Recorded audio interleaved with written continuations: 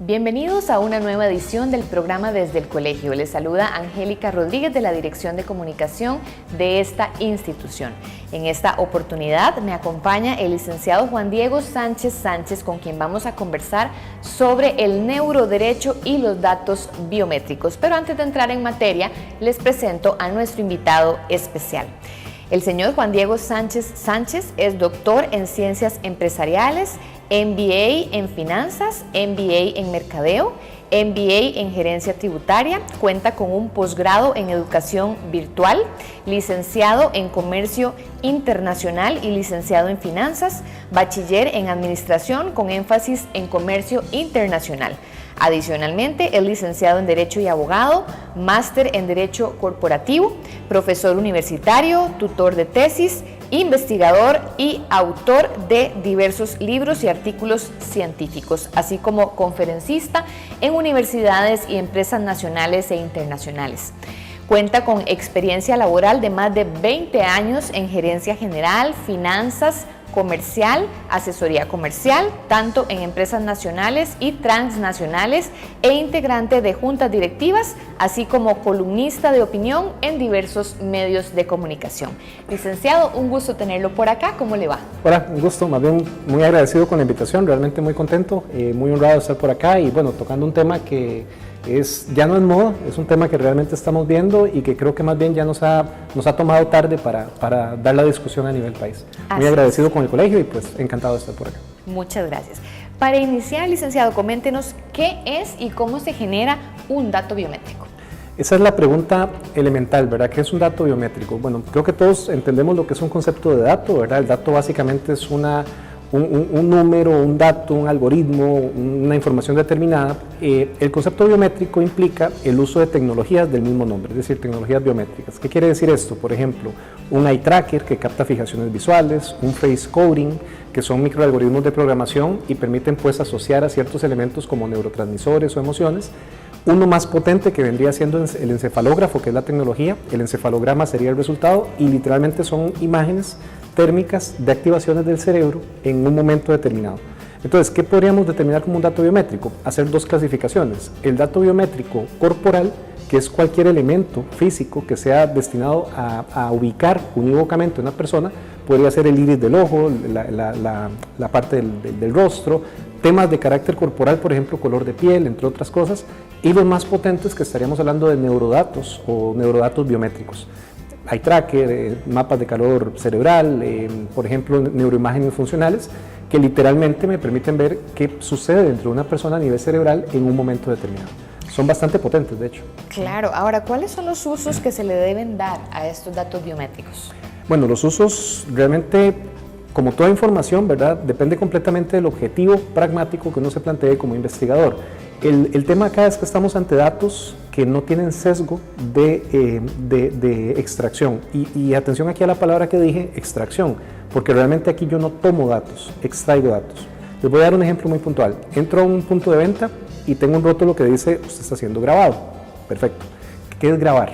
Grabar se entiende como la captación de partículas fotónicas externas al ser humano, lumínicas, o sea, hacia afuera, en otras palabras.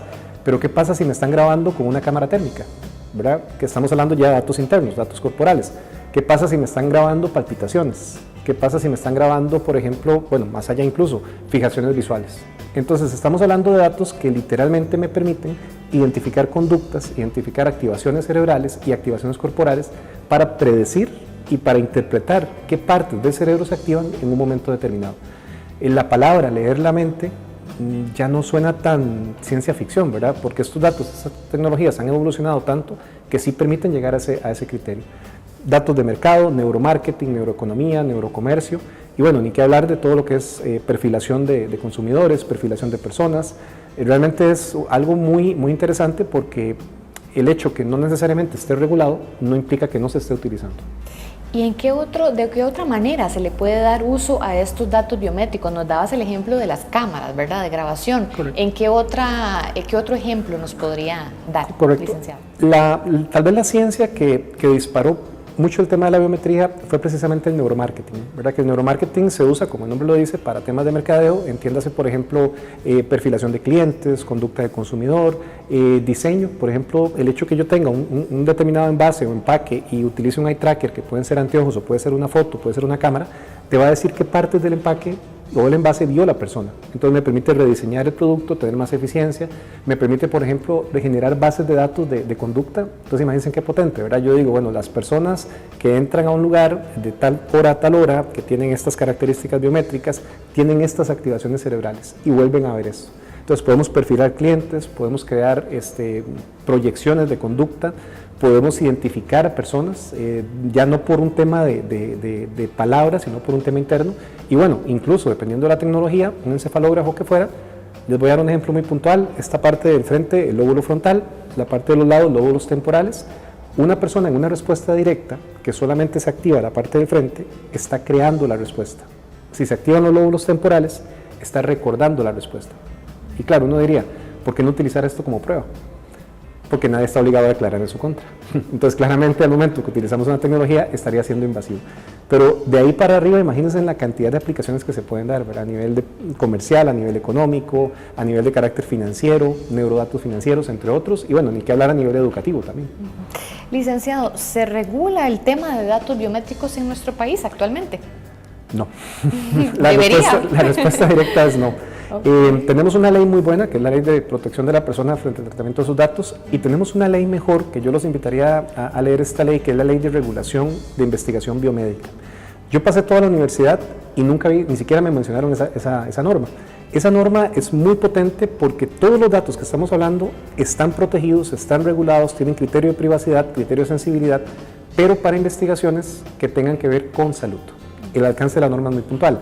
La Ley de Protección de Datos o la Ley de Datos o Protección de la Persona frente al tratamiento de sus datos plantea la autodeterminación informativa, plantea el dato sensible, pero si analizamos todo el ordenamiento jurídico, la palabra biométrica ni siquiera existe.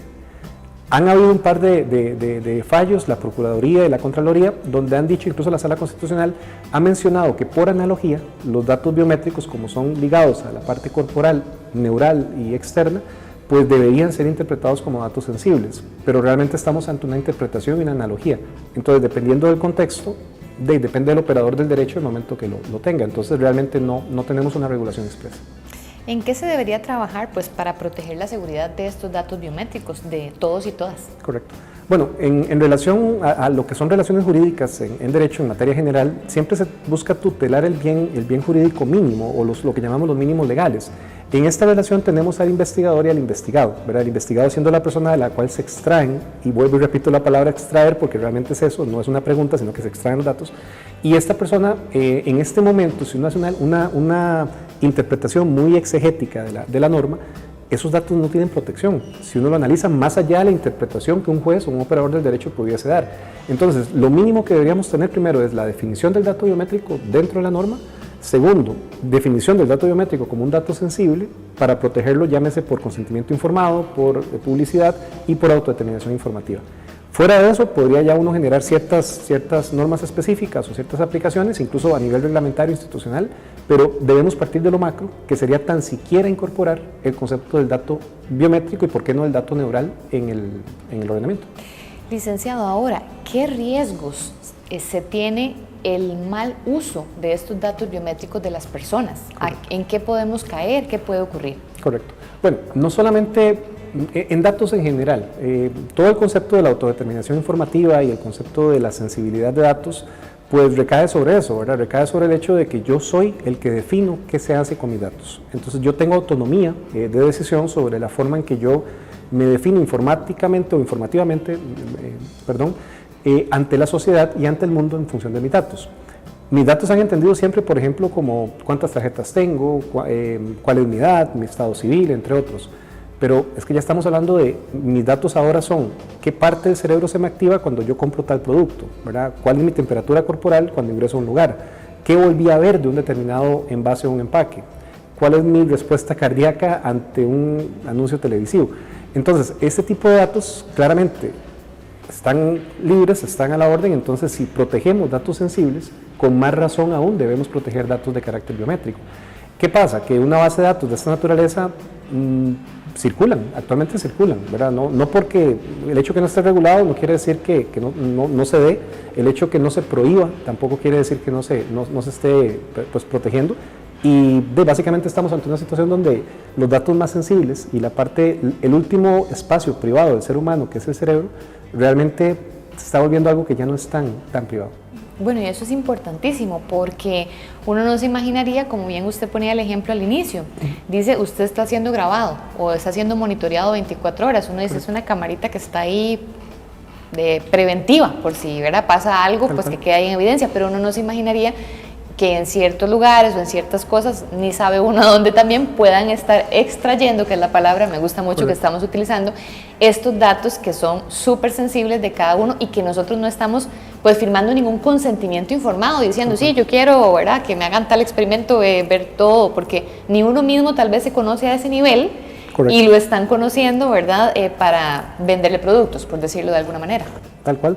Desde un punto de vista, incluso hay una rama que es la neuroética, que plantea algo muy sencillo, que dice, bueno, ¿qué es la ética? La ética, si nos vamos desde el punto de vista filosófico, viene de aquel ethos, ¿verdad?, griego, que es como lo esencial, como el alma, y en líneas muy generales podemos decir que algo es ético cuando yo no afecto la dignidad de una persona, ni afecto su libre albedrío, la de otra persona o la mía.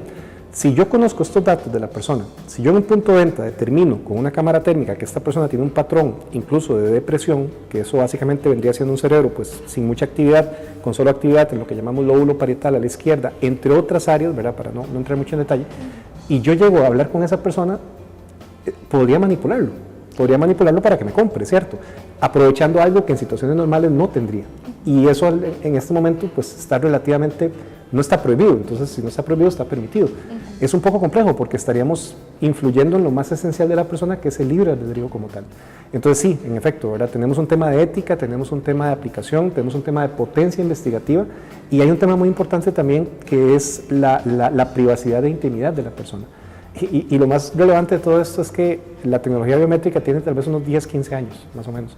Ya estamos hablando de tecnología cuántica, que ya está en el mercado, que ya estamos hablando no solamente de datos biométricos, sino de datos cuánticos, que son partículas del ser humano interactuando con el entorno. Y estas cámaras ya están saliendo al mercado en este momento. Imagínate. Bueno, eso es para otro programa. Eso es para el derecho cuántico. Definitivamente, lo vamos a ver más adelante. Bueno, y contarles que tenemos una muy buena noticia en este programa. Antes de hacer el corte comercial, el licenciado nos trajo y nos obsequió, nos va a obsequiar este libro, el cual van a ver en pantalla. Se llama Mercadeo Real, segunda edición, de una editorial costarricense, ¿cierto? Y habla pues de mercadeo y de datos, que es lo que estamos hablando en este programa. Así que si quieren participar en la rifa de este libro, únicamente tienen que darle me gusta y comentar este programa, y de esa manera quedan participando en la rifa de este libro. Muchísimas gracias, licenciado, y ahora sí, nos vamos al corte comercial, ya casi regresamos con ustedes.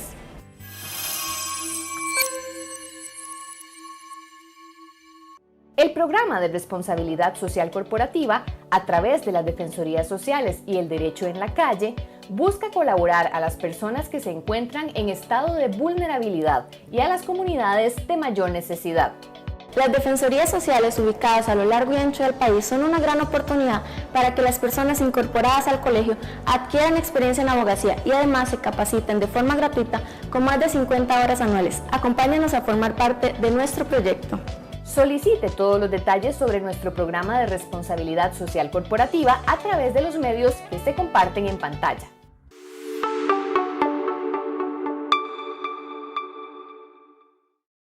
Gracias por continuar con nosotros en el programa Desde el Colegio, programa oficial del Colegio de Abogados y Abogadas de Costa Rica.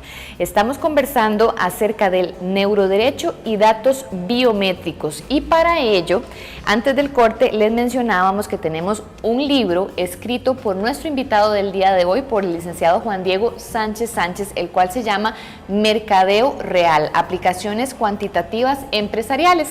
Este libro lo estamos rifando entre las personas que le den me gusta o que comenten también este programa, así que quedan todos cordialmente invitados a participar en la dinámica y a poder ganarse este libro, agradeciéndole al licenciado por el obsequio.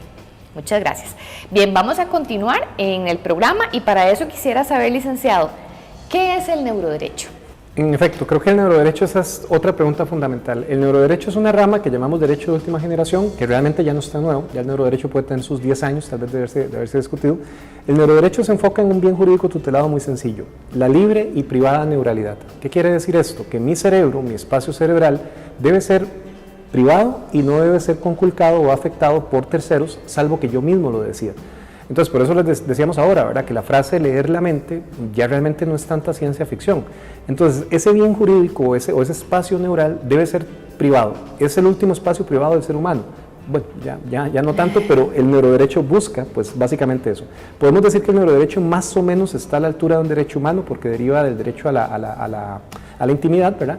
No es definido como un derecho humano porque no está típicamente planteado, pero se deriva de eso, de la parte íntima y un poco el tema de la parte privada. Y el derecho neural vendría siendo la rama del derecho que estudia precisamente esta protección a la libre y privada neuralidad.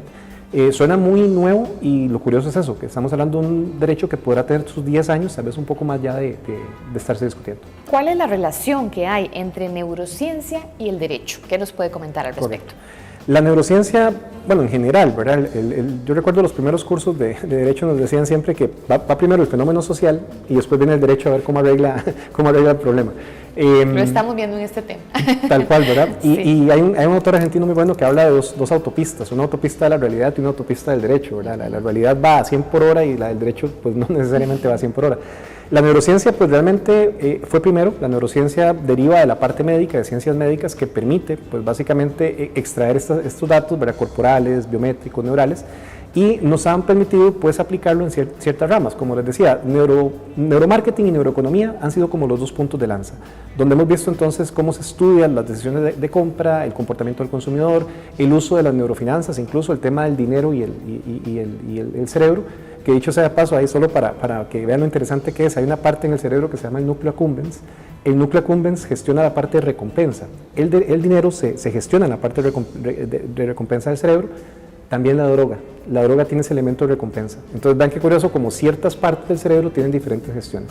Entonces claro, todas estas tecnologías, toda esta ciencia de datos biométricos y neurales, pues permiten perfilar personas y eso se ha venido haciendo sin una regulación particular.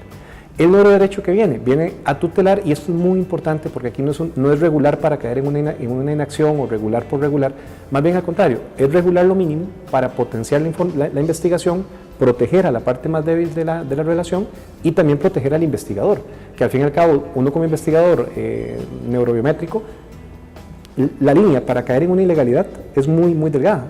Y eso es precisamente porque no tenemos una mínima regulación o una definición por lo menos de este concepto. Bueno, eso es importantísimo porque eso es lo que quería preguntar, ¿verdad? ¿Cuáles pueden ser los buenos usos o buenas prácticas del neuroderecho en nuestro país? Correcto. En realidad el neuroderecho vendría siendo adyacente a las aplicaciones, porque las aplicaciones derivarían, por ejemplo, de neuroeducación. Imagínense qué interesante sería poder utilizar datos biométricos para ver la evolución a nivel universitario, por ejemplo, no sé, una carrera de derecho, y realmente ver en qué momento un estudiante con ciertos temas tiene ciertas activaciones en el cerebro, ¿verdad? Lóbulo temporal, memoria, lóbulo occipital, la parte visual, lóbulo frontal, la parte de cognición. A nivel de comercio, determinar productos más eficientes, determinar uso de mejores recursos. No sé, se me ocurre un tema como neuroeducación financiera, ¿verdad? Saber realmente por qué una persona, cuál es el patrón que lo lleva a endeudarse, sabiendo que está endeudado y poder corregir esos patrones. El problema es que eso estará libre y el neuroderecho vendría siendo la herramienta adyacente para permitirlo, primero, permitirlo de manera llamémoslo jurídicamente correcto o jurídicamente permisivo, y segundo, vendría siendo la rama que permite resguardar la sensibilidad y la intimidad de los datos de la persona, que en esencia siguen siendo datos. Licenciado, interesantísimo, pero lastimosamente se nos ha acabado el tiempo. Me gustaría que nos hiciera una breve reflexión final sobre este importante tema y le prometo que estará en un próximo programa. Con todo gusto, más bien al contrario, muchas gracias por la invitación. Me gustaría llamarlos también a leer un proyecto que presentamos, un proyecto de ley que es el 23.667, es precisamente el proyecto de protección de datos neurales y biométricos de la persona. El proyecto se deriva de una investigación que yo hice en la parte de neuroderecho, se presentó con un diputado de la República y es una primera aproximación a algo muy básico, que son los mínimos. Mi recomendación aquí sería, bueno, primero informarse del tema, leer del tema. Ya en neuroderecho hay bastante doctrina, tenemos bastante contenido para leer, Entender que no es un tema de ciencia ficción. Hace 5 años apenas a mí me pasó que la gente se reía en la cara cuando uno hablaba del tema, porque decían que, ¿qué le va a importar al derecho esto? Esto es ciencia ficción. Bueno, ya no, ¿verdad? Y realmente tampoco lo era hace 5 años, pero lamentablemente habían personas con esa actitud. Leer un poco, informarse, entender que es un tema que ya lo tenemos, no es un tema que va a venir, no es un tema que va a salir en un año, que las tecnologías salen en un año, más bien al contrario, es un tema que ha venido evolucionando y que en este momento estamos circulando datos biométricos. Entender que puede haber un tema ilegal en el punto y sobre todo poder ligarlo a cada rama del derecho, porque eventualmente vamos a tener datos neurobiométricos tributarios, civiles, penales, cada uno con su particularidad laboral, ¿verdad? Imagínense, por ejemplo, todo lo que serían datos biométricos laborales, lo interesante para un perfil de contratación.